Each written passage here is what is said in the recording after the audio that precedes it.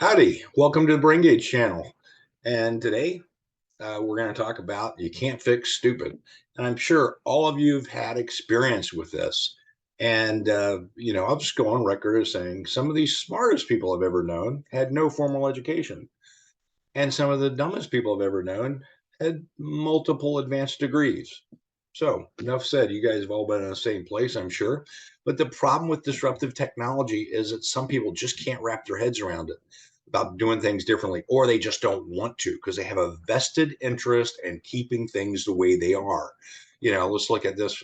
For example, in the world of concussion research, the people that push for doing balance testing on everything. Balance testing, by the way, is 30% accurate, and flipping a coin is 50% accurate. They're just ones reeling in the money, and they don't like new methods. Period. Anyway, let's take a look at what my latest episode, and I've got a whole lot of parts to this series, and I'm going to have fun with it, whether you do or not. But anyway, I just tell you this is part of a little story, and I'm going to tell you about from a recent interaction. So anyway, let's say I'm going to give you the I'm going to tell you what's going on and talk about what was presented, and then I'm going to let you make a decision. So first of all, we just talk about what are traditional sensory testing methods, and they focus on threshold. And the way you do that is you take a what's called a von Frey hair, and you press the skin, and you ask somebody if they can feel anything. And I was basically when I first started, I didn't really like, this is when I first started in the 1980s. I thought sensory testing was kind of stupid. I didn't really like it. It seemed pointless because everybody was so focused on sensory thresholds. And I said, yeah, there's got to be a better way. I'm more interested in what's going on in the brain. Meanwhile, they're just trying to figure out what is the most sensitive thing you can feel. So what's the least, what's the smallest stimulus you can feel? And what does that look like in the brain? I was interested in the brain. So when I was looking at this kind of stuff in the brain, we deliver this kind of stimulus like this. And we actually took one of these von Frey hairs and I modified it so it would have a little current through it.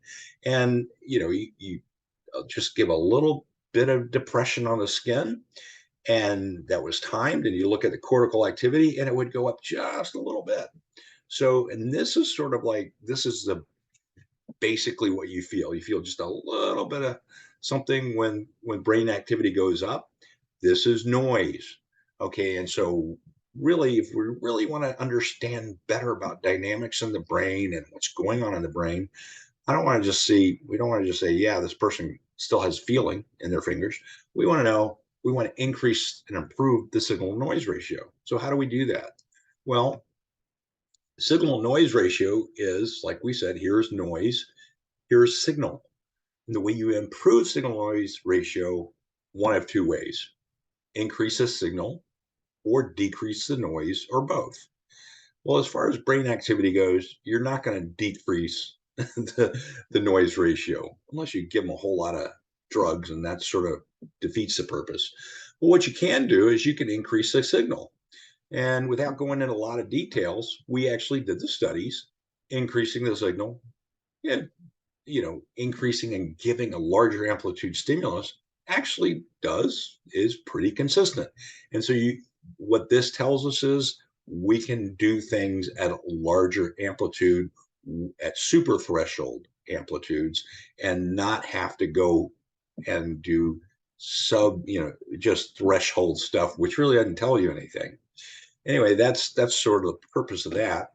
But we did do at one point we did do a lot of studies with threshold studies because we developed a better way to do threshold testing with the brain gauge. And we deliver a small stimulus on one finger, a no stimulus on the other finger, and just ask the person which one's larger, or where did they feel it.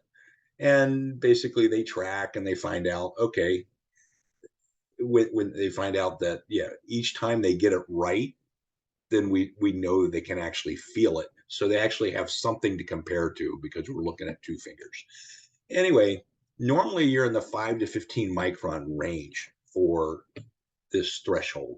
And one thing, when you look at age over the years, skin sensitivity gets worse, thresholds go up. In this case, larger numbers on this graph are worse. Smaller numbers are better. So the smaller the threshold, the better you are at doing something. We won't go into dynamics right now. That's a whole different story. But the one thing to notice is you get a little consistency between the static dynamic, and that difference stays somewhat consistent. But that's a whole nother topic. So anyway, notice that the skin sensitivity gets worse with age. So I'm pushing 65. My skin sensitivity a lot worse than it was. I mean, just for a lot of reasons. But so how do you deal with that? Well, what we do is we increase the signal that's way above that. And if normal range 5 to 15, well, let's deliver stuff in the 200 micron range. So if you deliver stuff 200 microns, then basically your signal is much higher. You don't have to worry about what skin sensitivity is.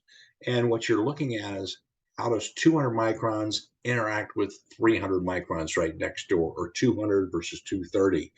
And if you look at this, these are the results from, so let's just focus on amplitude discrimination right now. But amplitude discrimination, notice that all these values where you're comparing and saying which stimulus is larger, they're all staying consistent across the timeline of your age. As you get older, if you're healthy, you don't get worse the same way skin sensitivity does. Skin sensitivity going up.